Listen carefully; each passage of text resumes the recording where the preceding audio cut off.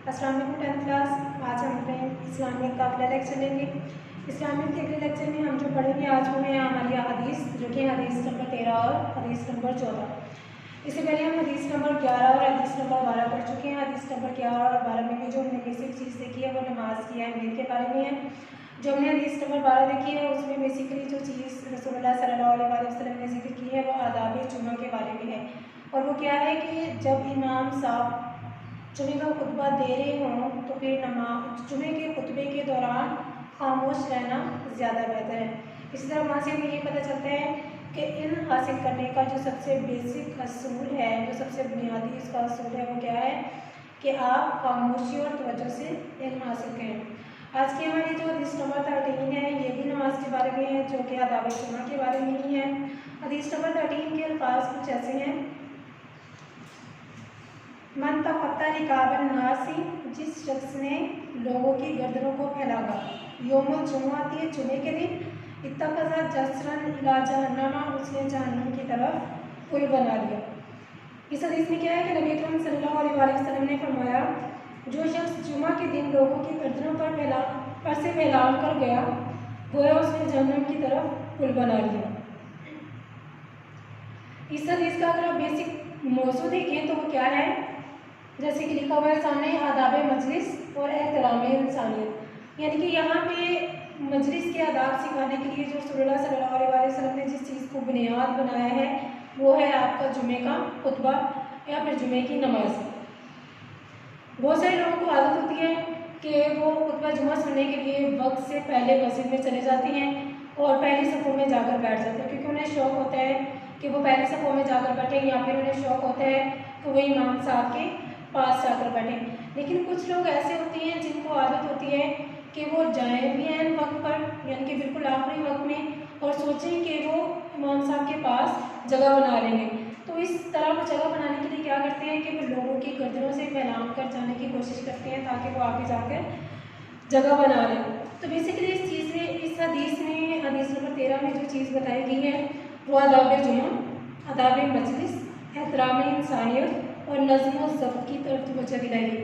यानी कि 4 चीज़ें बताई गई हैं, जिसमें सबसे पहले आदाब जुमा, दूसरी आदाब मजलिस, तीसरी एहतराम इंसानियत और चौथी नज़्म और ज़ब्त। यानी कि जुमा का खुतबा या फिर जुमा का इस्तेमाल जो होता है वो बहुत बड़ा होता है। वहाँ पर बेतहाशा लोग आए हुए होते हैं और हर शख्स की ये कोशिश होती है कि वो आगे बढ़कर इमाम साहब के पास जगह पा ले, या फिर इमाम साहब की आवाज़ उन तक आने के लिए ज़रूरी है कि वो आगे वाली सफ़ों में जाकर खड़े हों। लेकिन अगर कोई ऐसे शख्स करता है कि वो बाद में आता है, एंड टाइम पर आता है, तो फिर क्या होता है, वो आगे बढ़कर लोगों से आगे बढ़कर जाके इमाम साहब के पास बैठने की कोशिश करता है। इस तरह वो क्या करता है कि वो लोगों की गर्दनें फैलान कर जाता है, किसी के सर पे हाथ रखता है, किसी के कंधे पे हाथ रखता है। तो इस तरह फैलाते हुए हो सकता है कि उसकी टांग या फिर उसका हाथ या फिर उसका बाजू किसी शख्स के लगे हो, उसके चोट लग जाए। तो मुमकिन है कि इस हालत में जब वो किसी के ऊपर से गुजरता है तो किसी शख्स की दिल आज़ारी हो, इंसान के एहतराम में या उसकी इज्जत में या उसके मुकाम में कमी आती हो, या फिर हो सकता है कि आप उसे तकलीफ़ पहुंचा रहे हैं, उस तकलीफ़ के रिटर्न में वो आपको कोई बददुआ दे देता है। क्योंकि आपको पता है कि जुमे का दिन जो होता है वो दुआओं की कबूलियत का दिन होता है, तो कोशिश करनी चाहिए कि उस दिन पे लोगों की दिल आज़ारी न की जाए। इसी तरह नज़्म ज़ब्त के बारे में पता चलता है किस तरह कि जुमा का जो खुतबा होता है या जुमा की नमाज जो होती है वो मुकम्मल नज़्म ज़ब्त के साथ पढ़ी जाती है। वैसे तो हर नमाज है वो मुकम्मल नज़्म ज़ब्त के साथ पढ़ी जाती है, उसके मुकर्रर औक़ात पर, उसके अरकान व शराइत के साथ, और बाकायदा सब बंदी करके नमाज पढ़ी जाती है। लेकिन जुमे के बारे में क्या है, जैसे कि कुरान पाक में भी अल्लाह रब्बुल इज़्ज़त ने फरमाया कि जब जुमा की अजान दी जाए तो अपने सारे काम छोड़कर सबसे पहले जुमा की नमाज़ पढ़ने के लिए आओ। यानी कि इंसान को अपनी ज़िंदगी के सारे काम छोड़कर जुमे की नमाज की तरफ आना चाहिए, और पूरे नज़्म व ज़ब्त के साथ, बजाय इसके कि लोगों की गर्दनों को फैलाया जाए या लोगों की दिल आज़ारी की जाए, बल्कि आपके लिए बेहतर यही है कि आपको जहाँ पर जगह मिले आप वहीं पर बैठ जाएँ, चाहे आपको बिल्कुल आखिर पे जगह मिले, क्योंकि जुमा के दिन मस्जिद में चले जाना ही बहुत ज़्यादा अजर का बाइस है। क्योंकि जुमा का जो दिन है वो तमाम दिनों में सबसे ज़्यादा बेहतरीन और जो तमाम दिनों का सरदार दिन है, क्योंकि इसी दिन पे, जुमा के दिन पे ही अल्लाह रब्बुल इज़्ज़त ने हज़रत आदम अलैहिस्सलाम को पैदा किया। इसी दिन पे अल्लाह ताला ने हज़रत आदम अलैहिस्सलाम को जन्नत से निकाला और इसी दिन पर यानी जुमा के दिन पे ही अल्लाह ताला क़यामत कायम करेंगे। तो अगर हम जुमा के दिन के असूलों की खिलाफ वर्जी करते हैं, हम आदाब जुमा का ख्याल नहीं करते, हम एहतराम इंसानियत का ख्याल नहीं करते, या फिर हम मस्जिद के तकद्दुस को पामाल करते हैं। मस्जिद में भागना दौड़ना भी जो है वो मस्जिद के तकद्दुस को पामाल करने के बराबर है। तो नबी करीम सल्लल्लाहु अलैहि वसल्लम ने फरमाया कि ऐसा शख्स जो मस्जिद में भागता दौड़ता है या फिर लोगों की गर्दनें फैला कर आगे जाता है, तो उस शख्स ने जहन्नम की तरफ एक पुल बना लिया। यानी कि ये इस कदर बुरा अमल है कि रसूलुल्लाह सल्लल्लाहु अलैहि वसल्लम ने कहा कि इंसान इस अमल के ज़रिए से जहन्नम की तरफ कदम बढ़ा लेता है। तो ये थी हमारी हदीस नंबर 13। अब हम हदीस नंबर 14 देखते हैं। तो हमारी हदीस नंबर 14 है। हदीस नंबर 14 के अल्फाज कुछ इस तरह हैं। इज़ा उक़ीमत सलाता फला तसौना, कि जब नमाज खड़ी हो जाए तो उसके लिए दौड़ते हुए ना आओ। वआतुहा तमशौना वालैकुम सकीनता, बल्कि इत्मीनान और वक़ार से चलते हुए आओ। फमा अदरकतुम, जो नमाज तुम पा लो, फसलू तो उसे अदा कर लो। फमा फातकुम, और जो तुमसे रह जाए, फातिमू तो उसे बाद में पूरा कर लो। इसके अल्फाज हैं, जब नमाज खड़ी हो जाए तो उसके लिए दौड़ते हुए ना आओ, बल्कि इत्मीनान और वक़ार से चलते हुए आओ। जो नमाज तुम पा लो उसे अदा कर लो, और जो तुमसे रह जाए उसे बाद में पूरा कर दो। इस हदीस का जो मौजू है वो है नमाज बाजमात में शमूलियत के आदाब। इस हदीस मुबारका में रसूलुल्लाह सल्लल्लाहु अलैहि वसल्लम ने जो बेसिक चीज़ बताई है वो क्या है, वो है आदाब नमाज और मस्जिद का तकद्दुस।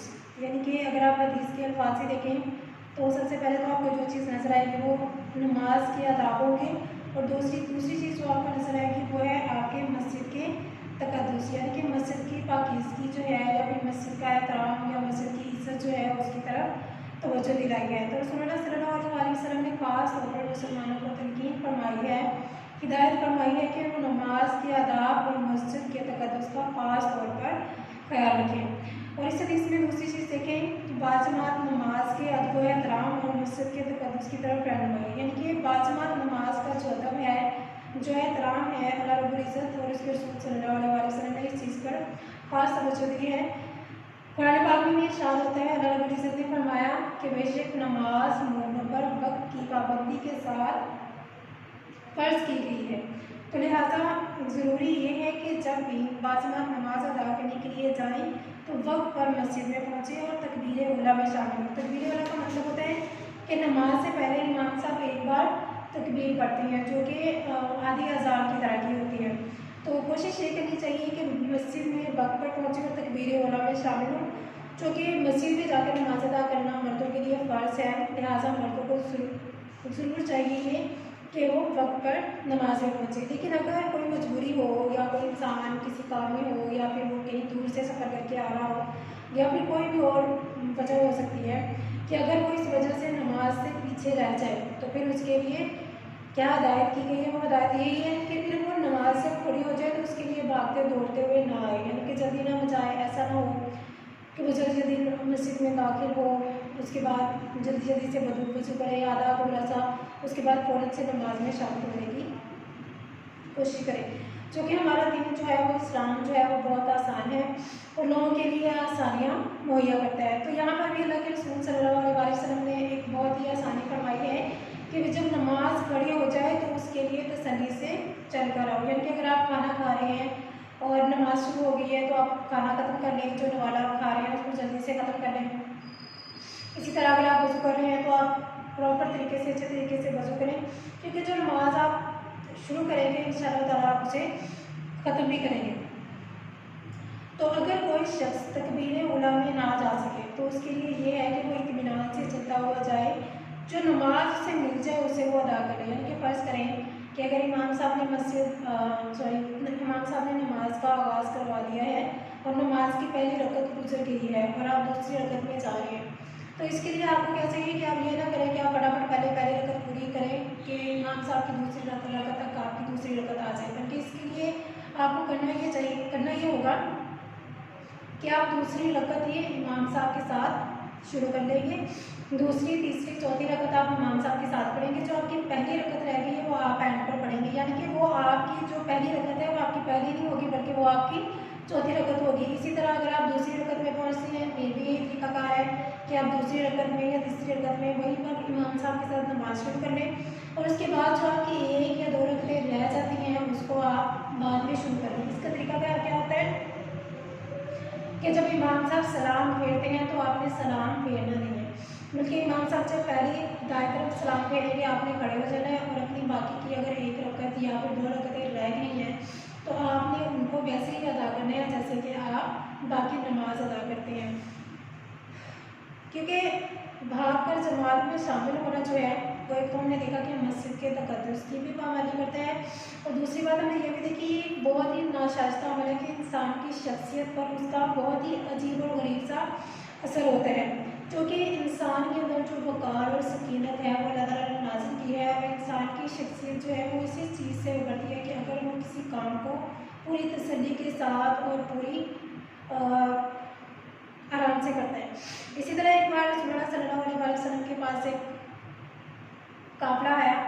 वो काफ़िले के तमाम लोग जो थे वो दूर से आए थे, और आपको पता है पैदल आते थे, रास्ते में मट्टी भी होती थी, पक्के रास्ते में होते थे, तो लोगों के जिस्म पर गर्द वगैरह पड़ी थी और वो लोग गंदे भी थे।